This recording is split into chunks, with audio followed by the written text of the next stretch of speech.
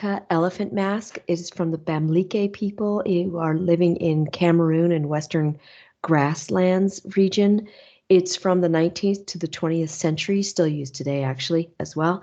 Made of wood woven raffia, cloth, and beads. There are two images, one of just part of the elephant mask here, and then one of people wearing it along with all the other accoutrements in a masquerade, it's called. So in terms of context, we're looking here at Cameroon, here in Western Africa, and it's the grassland regions on the western side of Cameroon where we'll find animals like leopards and elephants, who are the kind of the kings of the animal world and who protect their families like a king would in the Bamileke society. So elephants and leopards are associated with the political leaders in this Bamileke culture. And the idea is that the ruler embodies the power of these animals. They're clearly at the top of the animal kingdom in this region. And the ruler takes them on and can become them. In terms of context, beads, which cover the fabric of these masks, are really rare and they cost a lot. So they were made in Venice, Czechoslovakia, and they were exchanged for using slaves during the slave trade. And in addition to that, a member of the society that wore these elephant masks had to early on make a payment of a slave or a leopard pelt to the chief in order to enter into the society, the secret society that wore these masks. That society is called the Kuosi Society, and it is the only society, or people in it are the only people allowed to wear and own the elephant masks. And their job is to assist the king, who is known as the fawn, and they're helping him to preserve just the hierarchy of society. And the leopard pattern is seen here in some of these. I guess it's not as very obvious right now, but as I've said before, the leopard is believed to transform into human. So there's a real association with the animal spirit world here too.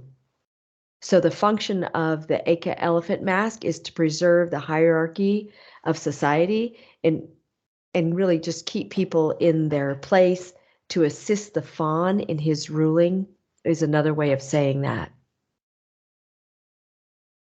The form, it's cloth. Normally it's like an indigo dyed cloth base that the beads that are blue, red, and white, mostly originally, and some cowrie shells are sewn onto.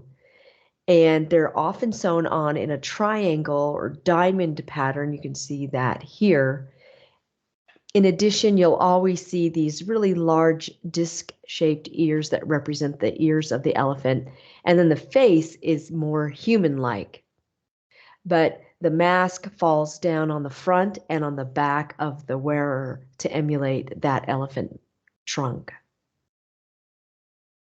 And then leopard pelts, you can see one right here in the background, right there below this man's arm, are sometimes attached to the back of the belts of the people wearing the elephant mask. In terms of content, when they're performing this, it's called a masquerade. The dancers wear no shoes, so they're barefoot, and there's a drum or a gong that keeps the rhythm, and they move slowly, oftentimes in front of the fawn or king. Sometimes the fawn can actually join them too in the dancing as well. And they have these horsehair. You can see a lot of these horsehair kind of being held, and then they are just kind of twirled about, and then younger members of the society, the Kuosi society, they will sometimes perform feats in front of the king. And that horse tail, I have also heard, is sometimes kind of hurled in the direction of the chief. Okay, more content is that there is some significance to the color of beads. Now, the number and color of beads has exploded since the arrival of the Germans who controlled this area. But initially, the beads were red, which indicated blood, women, the life and reproduction, and also rulers. And while the black represented night, or this connection between the living and the dead, and white represented the ancestors, like the bones of ancestors. So that is the elephant mask, worn to reinforce the power of the king and connecting to the elephant and the leopard spirits and power and authority. It is made by the Bamileke people in Cameroon, in their grasslands region, where you'd find the elephants and leopards. It's made in the 19th and 20th century. It is made of wood, woven raffia, cloth, and beads. And you should also know that was initially worn by the warrior class of people, but now it's kind of being worn more by the officials in the court of the king in the 21st century here.